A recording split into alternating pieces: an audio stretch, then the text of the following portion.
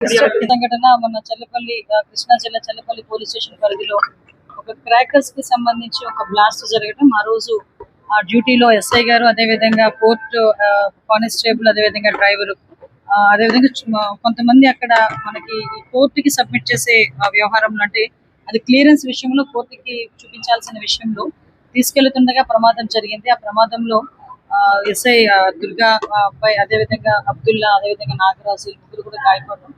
Immediate గా అక్కడికి incident జరిగిన వెంటనే ఎస్పీ గారు సంఘటనా స్థలానికి వెళ్లి అదంతా పరిశీలించి ఇమీడియట్ గా వీళ్ళందరినీ కూడా అంబులెన్స్ లోని షిఫ్ట్ చేసి మెరుగైన వైద్యం గురించి ఇక్కడ ఎన్ఆర్ఐ హాస్పిటల్కి ఆ రోజు జాయిన్ చేయడం జరిగింది.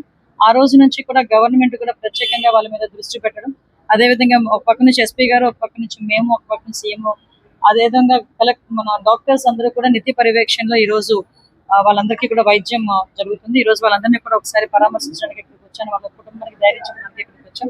ఈ రోజు అదేవిధంగా అబ్దుల్లా అని అందరినీ కూడా చూసుకున్నాం. అబ్దుల్లాకి ఒకటికి ఒక 50 to 60% బర్న్స్ ఉన్నాయని ప్రస్తుతానికి వైద్యానికి సహకరిస్తున్నాడు అబ్బాయి. అదేవిధంగా నాగరాజు అవుట్ ఆఫ్ డేంజర్, అదేవిధంగా మనకి ఎస్ఐ గారు కూడా అవుట్ ఆఫ్ డేంజర్.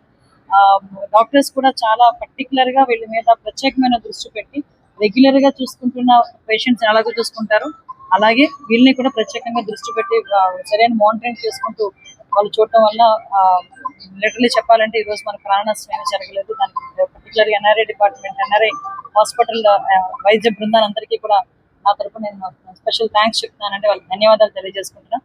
అదేవిధంగా నిరంతరం పర్యవేక్షిస్తున్న మా ఎస్పీ గారికి కూడా ప్రత్యేకంగా ధన్యవాదాలు.